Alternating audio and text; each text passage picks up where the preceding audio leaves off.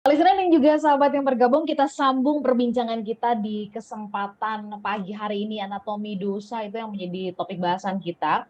Don't worry, ini bukan tidak akan mengutip artinya membahas gitu ya, seperti kita membahas mungkin kitab suci kita masing-masing. Tidak seperti itu, tapi kita mau membahas ini dari perspektif happiness. Karena jika kita terus mengikuti keinginan kita, tadi Parvan di awal mengatakan keinginan untuk berbuat dosa ya, maka kita bisa kehilangan kebahagiaan. Apa kaitannya sih ini yang akan kita gali ya, tajamkan lebih dalam lagi. Saya menyapa Anda yang menyaksikan kami melalui YouTube channel Smart FM. Silahkan Anda bisa pergunakan live chat di sana untuk bisa menjawab pertanyaan yang sudah kami tuliskan di YouTube. Silakan juga Anda yang ingin mempergunakan WhatsApp di 0812 11 12 959. Kami juga menyapa Anda yang menyimak kami melalui streaming. Terima kasih Anda bersama-sama dengan kami di kesempatan pagi hari ini. Pak Arfan, kita lanjut ya. Tadi sampai di setelah pikiran melihat ada sebuah gagasan tentang sesuatu hal yang kayaknya enak gitu ya, nikmat gitu. Tawaran dosa tuh pasti selalu nikmat di awal. Pasti banget.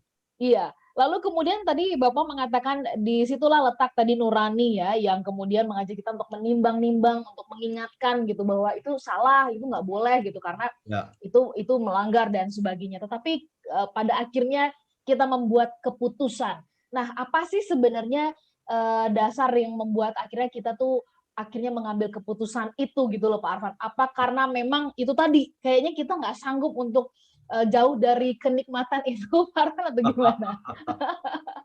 Very good question, Mbak Ola. Ini pertanyaan bagus sekali ya. Jadi kenapa kita pada akhirnya memenangkan desire gitu? Karena kita kepingin kenikmatan yang jangka pendek, Mbak Ola. Oke. Jadi begini, definisi saya mengenai dosa. Dosa itu adalah ketika kita memilih untuk menikmati secara jangka pendek ya, dan mengalahkan kenikmatan jangka panjang gitu. Jadi apapun yang masuk dalam kriteria itu termasuk dosa. Contoh begini, misalnya saya itu salah satu makanan kegemaran saya itu tahu. Oh, ini lagi puasa ngomongin makanan ya. Sama dong. Tahu Sumedang enak ya. Tahu Sumedang kan enak tuh ya. Iya.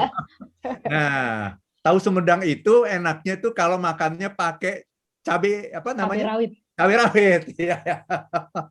Tapi saya tahu persis, Mbak, bahwa saya itu perut saya ini agak sensitif nih. Jadi kalau makan cabai sedikit saja, ya itu pasti akan murus-murus lah gitu ya. Dan nanti sebentar lagi akan diare gitu. Saya tahu itu. Tapi kadang-kadang I cannot resist temptation gitu. Itu kan ada sebuah pertarungan tuh ya. Makan nggak ini. Ini sambil makan tahu itu kan langsung mikir makan nggak ya gitu. Tapi nggak apa-apalah sedikit gitu ya. Nah, saya tidak berhasil mengalahkan keinginan untuk menikmati secara jangka pendek gitu. Mengalahkan kenikmatan jangka panjang gitu. Nah, itu ya yang namanya dosa itu adalah itu, karena manusia itu pinginnya cepat-cepat. Jadi dosa adalah ketika kita mendahulukan kenikmatan yang cuma 5 menit itu dan kemudian mengalahkan kenikmatan yang panjang, yang berjam-jam, yang berhari-hari. Saya kalahkan hanya untuk 5 menit itu.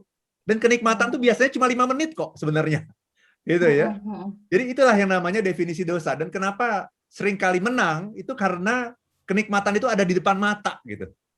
Kenikmatan yang jangka pendek itu selalu ada di depan mata. Kenikmatan yang jangka panjang itu kadang-kadang panjang sekali gitu. Yang penting kan dapat dulu sekarang, nikmatin dulu sekarang, nanti sakit belakangan lah gitu ya, atau nanti dikejar KPK belakangan lah gitu ya. Ya, kira-kira gitu.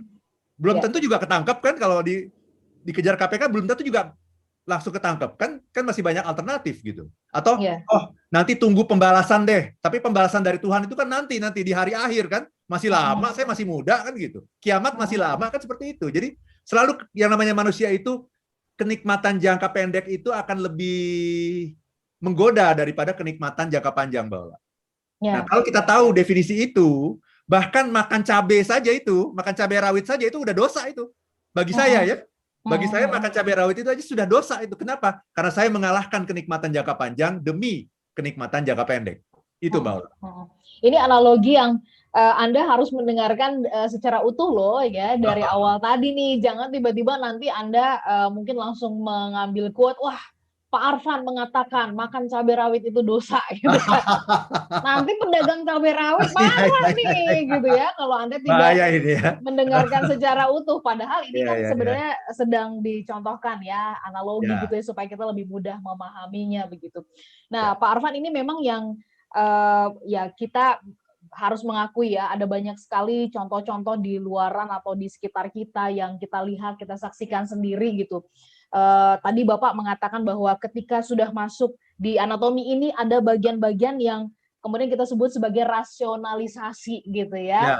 Nah, apa caranya sih Pak Arfan untuk kita bisa ya membuat kita tuh bisa pada akhirnya ketika rasionalisasi terjadi di dalam diri kita, lalu kemudian kita punya counter gitu loh Pak Arfan, gitu ya. Karena kalau rasionalisasi itu kan seperti seolah-olah mau mengatakan bahwa kamu juga punya hak loh untuk melakukan itu kan, Iya, seperti itu. iya. Gimana mengcounternya Pak Arfan?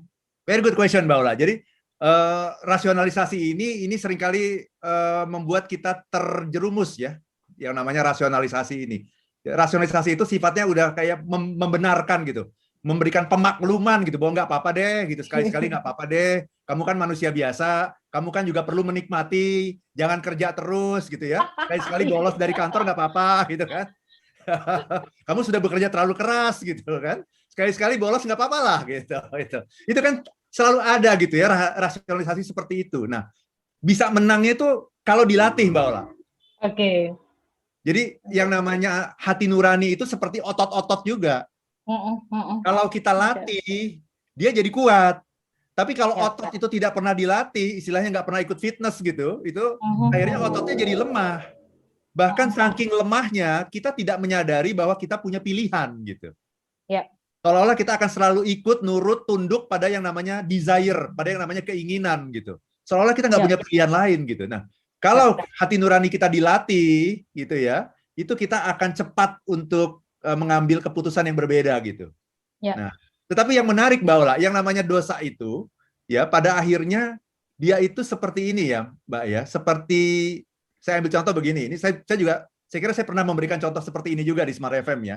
Jadi saya itu di rumah saya ini nggak ada cicak satupun, Mbak Ola. Ya, nggak ada cicak satupun. Tahu nggak rahasianya kenapa? Rahasianya begini, setiap saya melihat ada cicak yang kecil saja, itu kita buru habis-habisan itu. Kita kejar habis-habisan sampai dia tuh keluar rumah gitu. Nggak boleh. Ya, seringkali kan kita mengatakan, cicak itu kalau masih kecil nggak apa-apa gitu kan. Ya, tidak terlalu mengotori lah kalau masih kecil. Tapi kan cicak yang besar itu kan karena cicak yang kecil kan sesungguhnya kan. Betul. Nah itu, jadi apa rahasianya di rumah saya ini tidak ada cicak satupun, gitu ya? Adalah karena ketika cicak itu masih kecil, kita kejar habis-habisan gitu. Nggak boleh ada itu. Nah ini sama, ini analoginya seperti itu. Yang namanya dosa itu Mbak Ola, itu selalu mulai dari yang kecil dulu. Selalu mulai dari cicak kecil dulu. Apa itu? Pikiran. Sebuah pikiran. Pikiran itu adalah sesuatu yang begitu saja akan masuk ke dalam kepala kita. Enak juga ya kalau sekali-sekali bolos kantor, gitu kan. Enak juga ya kalau saya nyoba ini sesuatu yang bukan hak saya ini, gitu ya. Yang orang lain nggak bisa, terus saya bisa tuh rasanya lebih enak ya gitu. Itu kan sebuah gagasan, sebuah pikiran yang masih kecil.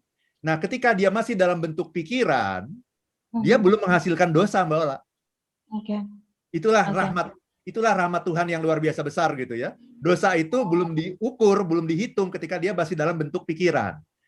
Sehingga, tapi ada akibatnya. Sehingga orang seringkali menganggap pikiran itu biasa-biasa saja. Tidak ada yang salah dengan pikiran itu. Padahal, kalau kita biarkan pikiran itu tadi, dia akan berkembang itu. Pikiran kemudian menjadi angan-angan. Ya. Kemudian angan-angan di situ nanti ada diskusi tadi itu ya, antara hati nurani melawan desire, kemudian setan masuk melalui rasionalisasi gitu ya. Nah, akhirnya dimenangkan oleh desire gitu ya. Dan desire ini semakin kita menangkan, dia akan semakin kuat. Sampai nanti yang namanya dosa itu, Mbak Ola, akan menghasilkan sesuatu yang namanya addiction nanti. Ya, ketagihan ya, Pak Arfan. Ketagihan. Sehingga bahkan ada orang yang sudah melakukan dosa pun, kemudian dia mengatakan itu dosa yang manis. Benar nggak? Pernah dengar nggak itu? Iya, dosa yang manis. Ketika dikenang, wah luar biasa indahnya gitu loh. Dosa aja dibilang indah gitu. Kenapa? Karena dia sudah menciptakan, sudah menjadi ketagihan. Cicaknya itu sudah bukan cicak kecil lagi, udah cicak besar itu. Nah, dan dia akan sudah berubah menjadi ya jadi cicak besar seperti yang tadi Bapak bilang ya. betul. Dan dia akan membuat kita lebih mudah mengambil keputusan untuk mengikuti desire. Nah, itulah yang namanya kemudian tindakan, menghasilkan tindakan. Tindakan apa? Tindakan dosa.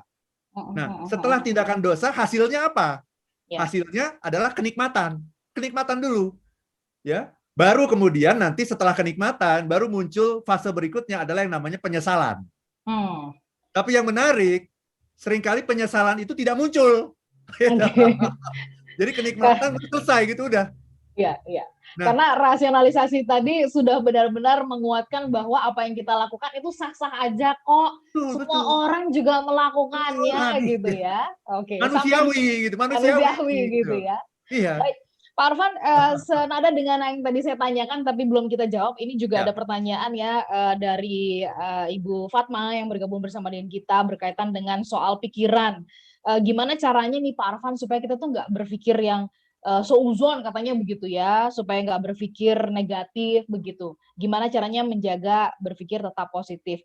Lalu kemudian apa respon kita kalau seandainya ada orang di sekitar kita, misalkan gitu ya Pak Arfan, suami kita melakukan dosa selingkuh misalkan begitu. Ya. Apa yang harus kita lakukan ini dari Nadia yang bergabung bersama kita dari Jogja gitu ya, karena pastinya ini akan membuat ada kericuhan, pertengkaran dan sebagainya begitu.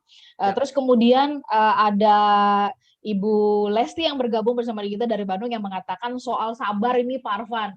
Benar nggak sih gitu ya, sabar itu saya suka dengar gitu ya, dan mungkin juga banyak yang mengatakan bahwa sabar katanya ada batasnya gitu, dan kalau sudah sampai melampaui batas ya kita harus mengambil keputusan. Kita bahas nanti di sesi berikutnya. Semoga juga sahabat yang bergabung untuk satu sesi yang terakhir. Mbak Desina dan juga sahabat yang bergabung, terima kasih buat Anda yang bersama-sama dengan kami sejak awal tadi ya di YouTube channel Smart FM. Terima kasih Anda menyimak perbincangan kami dengan sangat serius. Saya ingin menyapa ada Ibu Destian Rahmi ya. Kondisi yang menganggap dosa itu adalah hal biasa, itu fase keberapa ya Pak Arfan ya?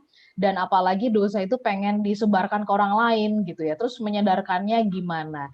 Ini dari Destian di Banjarnegara, Jawa Tengah ini Pak Arfan. Silakan, tadi ada beberapa juga pertanyaan ya, menjaga pikiran bisa tetap positif, nggak seuzon gitu ya, nggak membiarkan pikiran negatif tuh apa yang harus dilakukan begitu.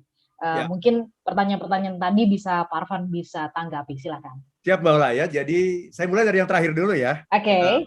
Tadi apa dosa yang menganggap dosa itu biasa tuh fase keberapa gitu ya? Oke. Tingkatan dosa. Nah ini penting nih. Tingkatan dosa. Nomor 1 adalah dosa yang disesali. Oke. Ya, kita berdosa, kemudian kita nyesal banget kok saya bisa begitu ya gitu. Kemudian saya minta ampun kepada Tuhan gitu. Nah, itu namanya dosa yang disesali. Ya. Yang kedua adalah dosa yang dinikmati.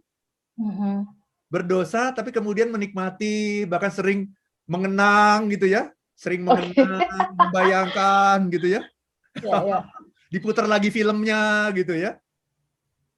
Di dalam kepala kita tuh kan kita bisa mutar lagi filmnya kan seperti itu. Ya. Ini dosa yang dinikmati. Nah, tetapi walaupun dinikmati, tapi dia merahasiakan dosa itu supaya jangan ada orang yang tahu lah ini this is my privacy gitu. Ini dosa saya nih, saya selalu nikmati, selalu bayangkan betapa indahnya, betapa manisnya gitu. Nah, yang ketiga adalah dosa yang dibanggakan. Nah, ini yang paling parah ini, Mbak Ola. Oke. Ya, jadi udah berdosa tapi bangga. Oh, lihat nih saya nih, ya. Saya bisa korupsi, nggak pernah ketangkep. Wah, gitu kan.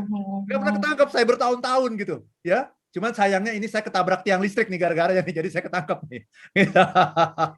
Saya bertahun-tahun saya selamat loh. Nerobos lampu merah, nabrak orang, untung tadi nggak ketangkep polisi gitu. Bangga gitu, oh berarti saya adalah pengemudi yang baik gitu. I'm a good driver gitu ya. Ini adalah dosa yang paling parah itu kalau kita sampai bangga gitu. Jadi tadi 3 ya Mbak Ola ya. Dosa yang disesali, dosa yang dinikmati, dosa yang dibanggakan. Nah, itu yang paling parah ya. Iya. Nah, dan ketika kita berdosa itu sesungguhnya kita itu sudah bertindak seolah-olah Tuhan itu nggak ada gitu. Jadi ini parah sekali gitu. Orang yang berdosa itu bertindak seolah-olah Tuhan itu nggak ada, seolah-olah Tuhan itu nggak ngeliat gitu, seolah-olah dia bukan Tuhan gitu, seolah dia hanya polisi dan bukan Tuhan gitu. Karena Tuhan itu pada dasarnya kan selalu melihat, selalu ada gitu. Bahkan di kamar yang paling gelap sekalipun Tuhan bisa melihat apa yang kita lakukan gitu, Mbak Ola. Jadi orang yang berdosa itu sesungguhnya sudah sampai pada kekafiran sesungguhnya gitu. Kafir yang sifatnya temporary ya. Karena dia menganggap Tuhan itu tidak ada, dia tidak percaya. Orang yang percaya Tuhan tidak akan melakukan dosa, sebagaimana seorang anak siswa tidak akan nyontek ketika gurunya ada di dekat dia, benar nggak? Betul. Iya kan? Seorang murid, seorang siswa itu tidak akan pernah nyontek ketika dia sadar bahwa gurunya ada di dekat dia. Ya. Jadi orang yang melakukan dosa itu adalah orang yang tidak menyadari atau malah dia tahu Tuhan itu ada, tapi dia anggap nggak ada itu gitu, ya seperti itu. Nah kemudian tadi pertanyaan dari Ibu Fatma, bagaimana supaya tidak suuzon. Nah ini mengendalikan pikiran sih sebetulnya. Ini topik yang berbeda sih Mbak Ola ya. Kalau di sini kita akan batasi pada mengendalikan keinginan gitu. Ya, jadi pikiran itu harus kita netralisir dengan hati nurani. Tapi masalahnya hati nuraninya itu nggak pernah dilatih. Jadi ototnya lemah. Yang dilatih itu adalah keinginan. Keinginan itu selalu dimanjakan, dilatih, dituruti. Sehingga dia menjadi otot yang kuat gitu. Sehingga nanti otot lemah sama otot kuat itu bertarung ya kalah yang lemah. Lemah, ya. Seperti itu. Kemudian Nadia tadi ya, suami selingkuh dari Nadia. Kalau suami selingkuh ya tentunya harus diselesaikan ya. Tapi yang ingin saya katakan begini, untuk seorang pendosa sekalipun masa depannya masih suci. Saya ulangi ya, untuk seorang pendosa sekalipun masa depannya masih suci. Itu Mbak. Sekarang tergantung keputusan dia gitu ya, bagaimana merespon. Nah, Pak Arfan, apa yang harus kita lakukan ya untuk orang-orang, artinya kita kan nggak ingin kebahagiaan itu terenggut, tapi sebelum sampai ke situ sedikit saja, secara singkat Pak Arfan sampaikan. Seringkali kan kita mengatakan, enggak kok aku melakukan ini tetap bahagia. Ini nyatanya aku bisa tetap showing gitu ya di sosial media bahwa I'm fine, I'm good gitu ya, keluarga baik-baik aja, bisa ketawa, bisa makan, ini bisa jalan-jalan kemana, bisa tunjukin aku akur kok sama keluarga, sama istri, sama anak, sayang kok gitu ya, dan sebagainya. Nah, sebenarnya kebahagiaan yang seperti apa sih Pak Arfan yang akhirnya terenggut kalau kita terus buahi dosa itu dan kita lakukan terus-menerus Pak Arfan? Very good question Mbak Ola ya. Jadi hidup kita itu kan ada front stage, ada backstage. Jangan tertipu sama front stage Mbak Ola. Itu sosial media itu semuanya itu front stage, semuanya itu panggung depan. Yang paling menentukan kebahagiaan kita tuh bukan apa yang ada di panggung depan, tapi apa yang ada di panggung belakang. Justru hati-hati ya, ketika kita terlalu pamer, itu sesungguhnya saya menduga Anda sedang menutupi sesuatu kok sebetulnya. Sama saja dengan ada orang yang pamer kemesraan gitu yang secara berlebihan di sosmed ya. Dengan istrinya atau dengan suaminya gitu. Itu saya menduga ini sebenarnya ini rumah tangga yang sedang ada masalah nih sebetulnya. Jadi hati-hati dengan tampilan depan karena kebahagiaan itu bukan di tampilan depan. Nah, tampilan depan itu namanya sukses gitu. Tampilan belakang, panggung belakang ini namanya happiness. Jadi orang yang seperti itu sebetulnya sedang melawan ketakutan di dalam dirinya sendiri, Mbak Ola. Dia takut luar biasa sebetulnya. Tapi dia bantah, dia bilang saya masih hebat kok. Saya masih punya banyak teman kok, saya masih eksis kok gitu. Sebetulnya dia takut itu. Tapi dia lawan dengan cara seperti itu, Mbak Ola. Gitu. Baik, jangan terkecoh dengan yang ada di depan ya. Baik, kalau gitu Pak Arfan, apa yang harus kita lakukan supaya kita bisa terus menjaga kesadaran kita tadi? Karena dosa pun ternyata ya itu dilakukan dengan sadar gitu ya. Nah, bagaimana caranya? Terutama ini di masa-masa di bulan Ramadan ini, apa yang bisa kita lakukan untuk bisa melatih otot-otot tadi dengan cara seperti apa, Pak Arfan? Silakan. Ya, caranya adalah dengan selalu sadar, Mbak Ola. Jadi kalau orang bilang itu eling lah, itu kalau bahasa agama Jawa. Mungkin kayak zikir gitu. Tapi kalau bahasa umumnya ya eling nan waspodo gitu. Selalu sadar gitu. Selalu sadar. Jadi ketika ada pikiran yang masuk, hati nurani itu harus berfungsi, dia harus berperan gitu. Harus dilatih itu. Caranya gimana? Baca ayat suci ya, lihat firman Tuhan ya dalam agama ada masing-masing gitu ya. Karena kalau tidak pernah dilatih dia akan kalah. Nah, yang namanya keinginan ini begitu kuatnya gitu. Karena dia selalu diperturutkan. Dia jadi anak manja. Dia jadi besar kepala, yang namanya keinginan itu karena selalu diperturutkan. Nah, yang menarik, Mbak, seringkali orang mengatakan nanti kalau sudah berdosa pun kan Tuhan Maha Pengampun, apalagi di bulan Ramadan, gitu ya. Bulan penuh ampunan gitu. Betul. Saya ingin mengatakan begini, betul Tuhan Maha Pengampun, tapi Tuhan tidak akan bisa mengampuni dosa Anda kalau Anda tidak merasa menyesal. Oke. Sama. Tadi kan Mbak Nadia kan nanya, suami selingkuh. Kemudian suaminya minta maaf sama istrinya, kan dia bersujud di kaki istrinya, dia bersujud, tapi dia tidak menyesal.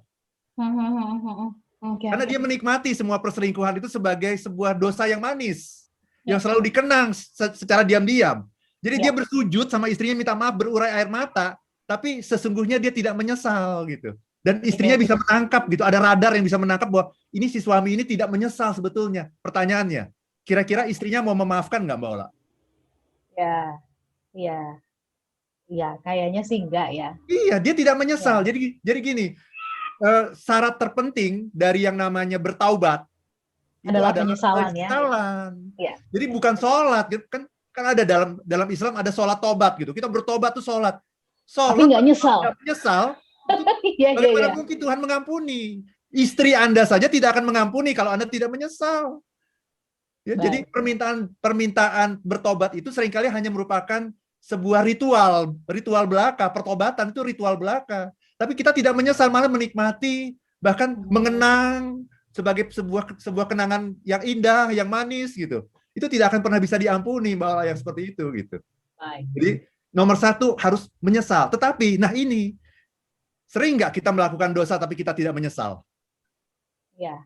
Itu masalah. Itu masalah. Jadi kalau Anda melakukan dosa, selama Anda masih bisa menyesal saja, itu Anda masih, hati nurani Anda masih berfungsi. Tapi ketika Anda melakukan dosa tidak menyesal, malah ingin mengulangi lagi dengan cara yang lebih hebat gitu ya, itu tandanya ada yang rusak dengan hati nurani Anda, Mbak Ola. Dan bagaimana mungkin Tuhan yang Maha Pengampun sekalipun bisa mengabulkan pertobatan Anda kalau Anda sendiri tidak menyesal? Bagaimana mungkin? Oke. Pak Arfan, terima kasih pagi hari ini sudah diingatkan banyak hal, elinglan waspodo.